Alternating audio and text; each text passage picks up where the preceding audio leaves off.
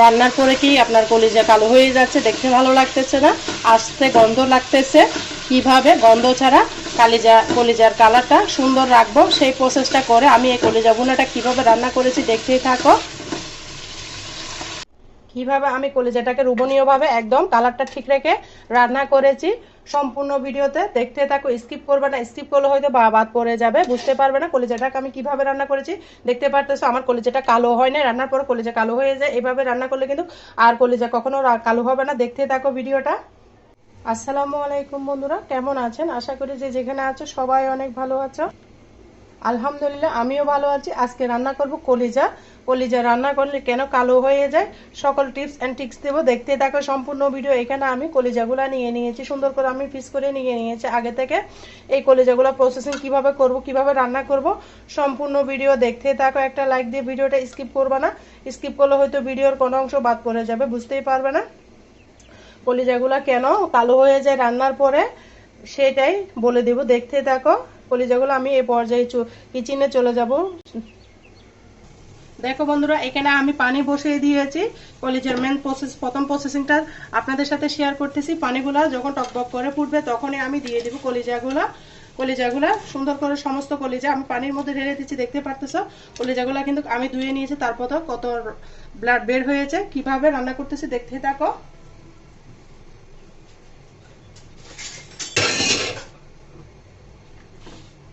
নাড়াচাড়া করে দিব এইভাবে, কিন্তু আমি প্রায় 8-10 মিনিট মতো ফুটিয়ে নিব। সাথে সাথে দিয়ে নিলে হবে না, 8-10 মিনিট মতো ফুটন্ত পানির মতো ফুটিয়ে নিতে হবে। সম্পূর্ণ ভিডিও দেখতে থাকো, স্কিপ করবে না। স্কিপ করলে হয়তো ভিডিওর কোনো অংশ বাদ পড়ে যাবে, বুঝতে পারবে না আমি কিভাবে এই কলিজাটাকে সুন্দর করে রান্না করেছি। দেখতে থাকো, কলিজাগুলো ফুটে আসা পর্যন্ত অপেক্ষা করতেছি। দেখো বন্ধুরা, কলিজা থেকে কত নোংরা পানি বের হয়েছে। এটাই হচ্ছে কলিজা কালো হওয়ার মূল কারণ। তাই কলিজা রান্নার ক্ষেত্রে অবশ্যই 10-12 মিনিট মতো কলিজাটাকে ভালো মতো ফুটিয়ে নিতে হবে। কলিজার যে বাজে স্মেল থাকে সেটাও চলে যাবে, তারপর যে রক্ত থাকে সেটাও কিন্তু বের হয়ে যাবে এই ফুটানোর কারণে।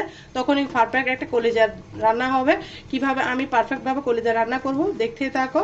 এগুলো আমার এখন 2-3 মিনিট মতো ফুটানো হয়েছে, আমি আরও 5 মিনিট মতো ফুটিয়ে নিব, দেখতে থাকো সম্পূর্ণ। 10 মিনিট ফুটানোর পরে আমার কলিজাগুলা থেকে কতটা পানি বের হয়েছে, নোংরা পানি, দেখতে পারতেছো। এরপর যে আমি কলিজাগুলাকে সুন্দর করে উঠিয়ে নিব স্টিনার দিয়ে থেকে। এইভাবে কলিজাটাকে ছেঁকে সিদ্ধ করে নিবা তোমরাও, তোমাদের কলিজাগুলো পারফেক্ট হবে।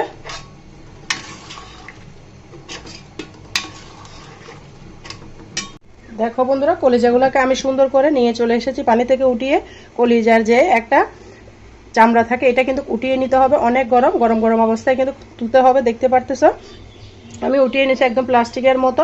এটা থাকলে কিন্তু কলিজার আসল জুসি ভাবটা আসবে না, তাই অবশ্যই এই চামড়াটা ফেলে দিতে হবে। আমি সমস্ত কলিজা থেকে এই চামড়াগুলো উঠিয়ে নিচ্ছি, দেখতে পারতেছো।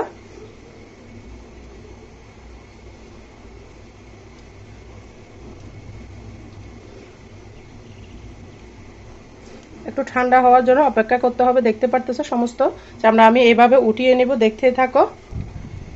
এভাবে সুন্দর করে ধরে টান দিলে কিন্তু এই চামড়াটা উঠে যাবে। দেখো বন্ধুরা,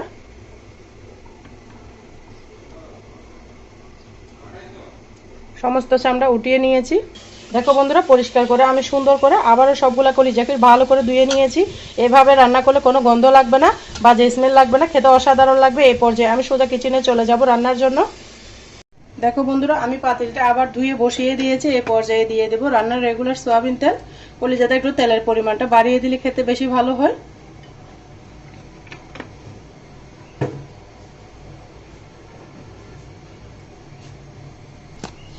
বন্ধুরা, দিয়ে দেবো এখানে দারচিনি আর লবঙ্গ, তারপর দিব আমি 3টা তেজপাতা মাঝখান থেকে ছিঁড়ে। এগুলোকে একটু ভেজে নিব। ভেজে নেওয়ার পর এখানে আমি দিয়ে দেব অনেকগুলো পেঁয়াজ। পেঁয়াজের পরিমাণটা অবশ্যই বাড়িয়ে দিতে হবে, না হলে কিন্তু কলিজার আসল স্বাদ পাবেন না।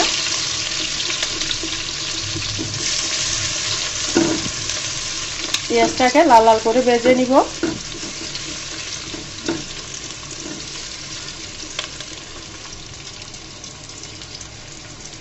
পেঁয়াজটা যেন নরম হয়ে যায় তাড়াতাড়ি, সেই জন্য আমি দিয়ে দিব এখানে স্বাদ মতো লবণ। লবণটা দিয়ে পেঁয়াজের গায়ে গায়ে মিশিয়ে দিব। এখানে আমি আরেকটু পেঁয়াজ দিয়েছি, আমি বড় সাইজের 3টে এখানে পেঁয়াজ কুচি দিয়েছি। তোমরা চাইলে পেঁয়াজ বাটাও দিতে পারো, তবে পেঁয়াজ কুচি দিলে একটু গ্রেভিটা ভালো আসবে।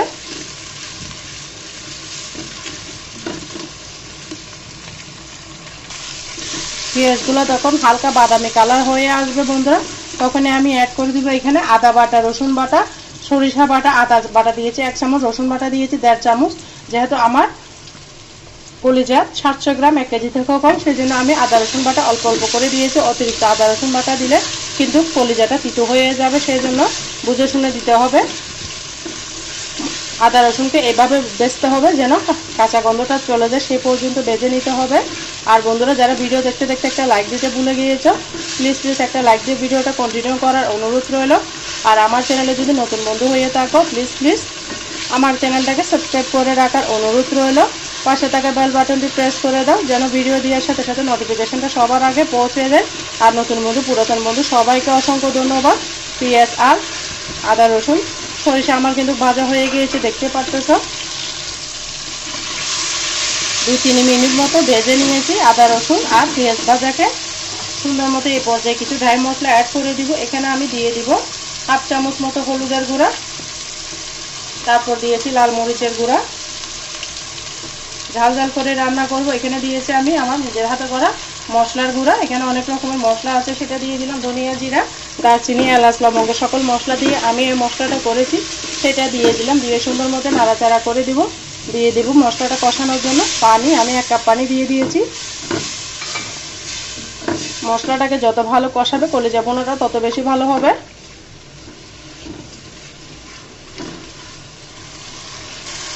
দেখো বন্ধুরা মশলাটা কতটা তেল ছেড়েছে, দেখতে পাচ্ছ, মানে পানিটা চুষে নিয়েছে, তেলটা ছেড়ে দিয়েছে পারফেক্টভাবে। আমার মশলাটা কষানো হয়ে গিয়েছে।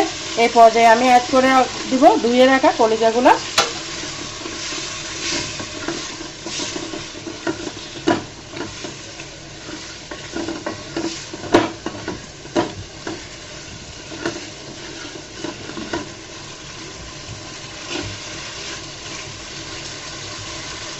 এভাবে আমি ঢাকনা দিয়ে রেখে দিব 2-3 মিনিট মতো। 2-3 মিনিটের মতো এই কলিজাগুলোকে এখানে ভেজে নেব বন্ধুরা, দেখতে থাকো।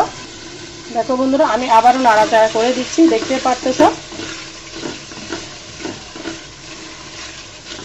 কলিজা কি রান্নার পরে কালো হয়ে যাচ্ছে, তাহলে কিন্তু এই প্রসেসটা ফলো করতে পারো বন্ধুরা। আমি কিভাবে কলিজা কালো ছাড়া রান্না করব, একদম সুন্দর রেখে কালারটা ভালো রেখে কিভাবে রান্না করতেছি, সম্পূর্ণ ভিডিও দেখতে থাকো বন্ধুরা। আবার আমি ঢাকনা তুলে নাড়াচাড়া করে দিব। দেখো বন্ধুরা মশলাটা কিন্তু কষানো হয়ে গিয়েছে, কতটা তেল ছেড়েছে দেখতে পারতেছ।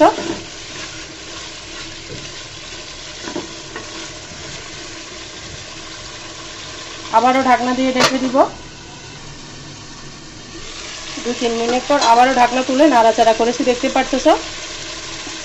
পানিটা টেনে নিয়েছে, কলিজাটা থেকে তেল ছেড়ে দিয়েছে, মানে আমার পারফেক্টভাবে কলিজাটা কষানো হয়ে গিয়েছে। কালারটা কত সুন্দর এসেছে দেখতে পারতেছ বন্ধুরা। এই পর্যায়ে এখানে আমি ঢেলে দিব ফুটন্ত গরম পানি, যতটুকু লাগবে ততটুকুই দিব। আর তার আগে বন্ধুরা দিব আমি এখানে আলু। কলিজার মধ্যে একটু আলু দিয়েছি, আমার বাচ্চারা আলু ছাড়া খেতে চায় না। তোমরা চাইলে এমনি রান্না করতে পারো, তবে আমি আলুটা অ্যাড করেছি কারণ বাচ্চারা আলু ছাড়া কিছু খেতে চায় না, তাই আলুটা দিয়েছি। দিয়ে আবারও নাড়াচাড়া করে দিব।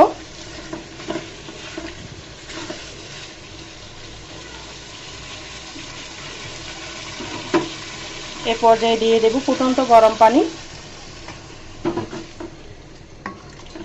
লাগলে আরও দিব। এই পানির মধ্যে আমি কলিজাটাকে আবারও কষিয়ে নিব।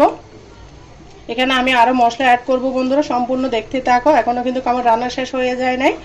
ঢাকনা দিয়ে ঢেকে দিলাম। দেখো বন্ধুরা প্রায় 10 মিনিট পর আমি ফিরে এসেছি। চুলার আগুনটা কিন্তু মিডিয়াম করে রেখেছি। কালারটা দেখতে পারতেছো কতটা সুন্দর হয়েছে, কোনো রকম কালো হয় নাই।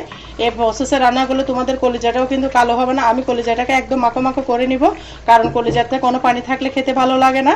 আবারও ঢাকনা দিয়ে দেখে দিব, শেষ পর্যন্ত দেখতে থাকো। এখানে আমি একটা মশলা অ্যাড করব বন্ধুরা, আবারও আমি নাড়াচাড়া করে দিব।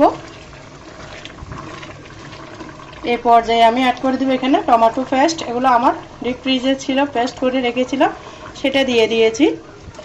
দিয়ে আবারও নাড়াচাড়া করে দিব। আরও 5 মিনিট মতো রান্না করলে আমার কলিজাটা কিন্তু রান্না হয়ে যাবে। রান্নার পরে কি দিব সম্পূর্ণ ভিডিও দেখতে থাকো।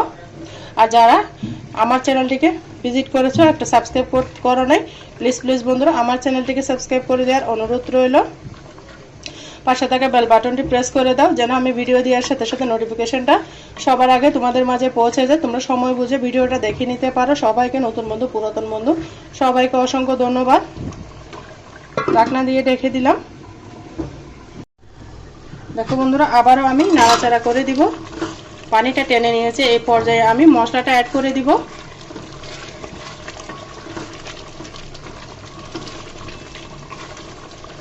এভাবে রাখলে গ্রেভিটা আরেকটু শুকিয়ে নিবে। বন্ধুরা, এখানে অ্যাড করে দিব আমার হাতের একটা স্পেশাল মশলা, যেটা দিলে মাংসের স্বাদ, যে কোনো রেসিপির স্বাদ একদম দ্বিগুণ বেড়ে যায়। এখানে আমি জয়ফল, জয়ত্রী আরও বিভিন্ন রকমের মশলা দিয়ে আমি এই মশলাটা স্পেশাল মশলা করেছি শুধুমাত্র মাংস জাতীয় রেসিপির জন্য। এটা দিলে মাংসের স্বাদটা কিন্তু দ্বিগুণ বেড়ে যায়। এখানে আমার সম্পূর্ণ রেসিপিটা রান্না হয়ে গিয়েছে। এই পর্যায়ে মশলাগুলো দিয়ে আর বেশিক্ষণ রান্না করবো না, তোমাদেরকে পরিবেশন করে দেখিয়ে দিব। চুলাটা বন্ধ করে দিয়েছি আমি। এই মশলাটা দিয়ে আর বেশিক্ষণ রান্না করার দরকার নেই, এটা না হলে ঘ্রাণটা নষ্ট হয়ে যাবে। আমি ঢাকনা দিয়ে দেখিয়ে দিব 2 মিনিট পরে পরিবেশন করে দেখিয়ে দিচ্ছি কেমন হয়েছে। দেখো বন্ধুরা, আমার কলিজাটার কালারটা কত সুন্দর এসেছে, কোনো রকম কালসে কালার হয় না। অনেক সময় কলিজা রান্না করলে কালো হয়ে যায়, খেতে ভালো লাগে না। তাই আমি সম্পূর্ণ ভিডিও দেখিয়েছি, স্টেপ বাই স্টেপ ফলো করে তোমরা এভাবে রান্না করতে পারো। খেতে কিন্তু অসাধারণ লাগে কলিজা ভুনা, আর কখনো কালো হবে না। আমার মতো করে রান্না করলে কেমন হয়েছে আমার কলিজা ভুনার কালারটা অবশ্যই ছোট একটা কমেন্টসে বলবা। আর তোমরা যারা আমার সাথে ভিডিও জুড়ে এতক্ষণ পর্যন্ত আছে সবাইকে অসংখ্য ধন্যবাদ। আমার কথার মাঝে যদি কোনো ভুল ত্রুটি হয় সবাই আমাকে ক্ষমার দৃষ্টিতে দেখো। সবাই ভালো থাকো, সুস্থ থাকো। আর ভিডিওটা যারা এখনো পর্যন্ত একটা লাইক, কমেন্ট, শেয়ার করতে ভুলে গিয়েছো অবশ্যই করে দাও বন্ধুরা। আর আমার চ্যানেলে যদি ভিজিট করে থাকো, এতটুকু এসে গিয়েছো, আমার চ্যানেলটিকে সাবস্ক্রাইব করতে ভুলে গিয়েছো, তাহলে বন্ধুরা প্লিজ বন্ধুরা আমাকে ভালোবেসে আমার চ্যানেলটিকে সাবস্ক্রাইব করে দেওয়ার অনুরোধ রইল। আর পাশে থাকা বেল বাটনটি প্রেস করে দাও, যেন আমি ভিডিও দেওয়ার সাথে সাথে নোটিফিকেশনটা তোমাদের মাঝে পৌঁছে যায়। নতুন বন্ধু, পুরাতন বন্ধু সবাইকে অসংখ্য ধন্যবাদ। সবাই সবার জন্য বেশি বেশি দোয়া করবে। আল্লাহ হাফেজ। আসসালামু আলাইকুম রহমতুল্লাহি ওয়া বারাকাতুহু।